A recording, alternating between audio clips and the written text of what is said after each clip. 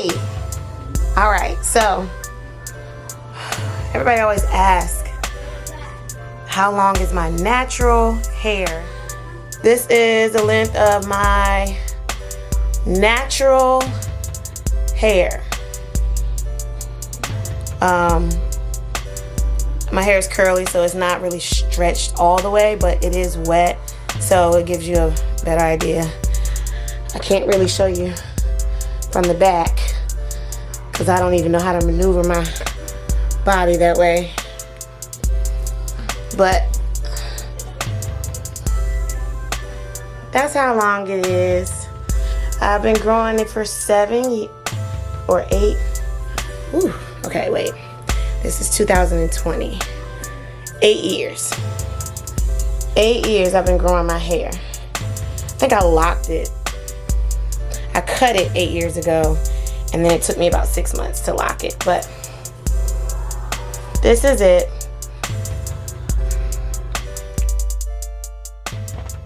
Alright, so we're going to get started. I rake my fingers through my hair to detangle it because, of course, the longer your hair is, the easier it is to get tangled. And then I just have some regular black rubber bands that you use to just, I guess, close the ends that I'm going to use after I braid all the way down to the tip. Now, I try to braid in the direction that I want my hair to lay after it's crinkled. So I'm going to just brush it over to the side because that's how I normally wear my hair, to that one side.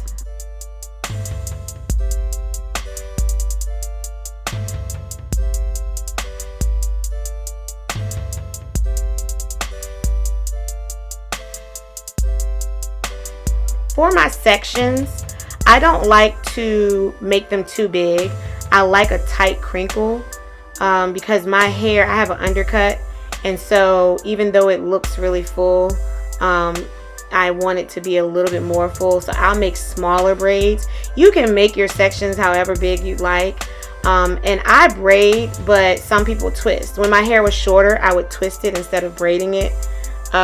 But now that it's gotten so much longer and I want it to have a more uniform and tight crinkle, I'll braid it. For a looser, wavy kind of look, you could twist it, and you can do it in bigger sections.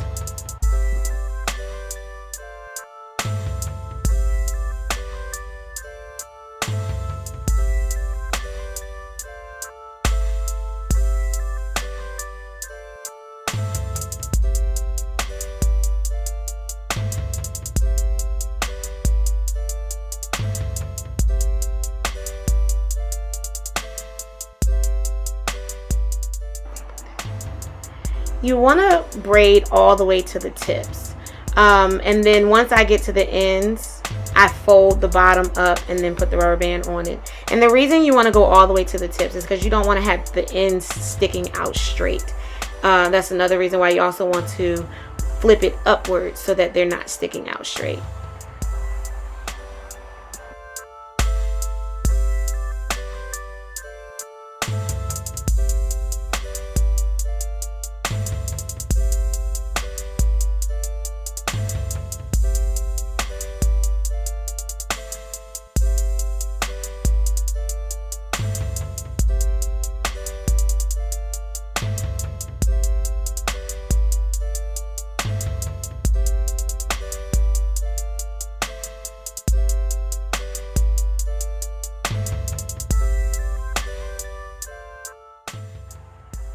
And I just want to apologize for the camera quality, the lighting, and everything. I usually would record things in front of my ring light so that you can see, and I wouldn't have this background of my bed in the shot.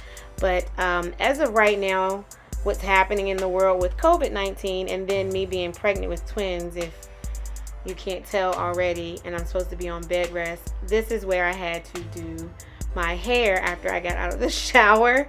So please forgive me. I will do another tutorial on a braid out, hopefully sometime soon, with better lighting and camera quality and scenery in the background.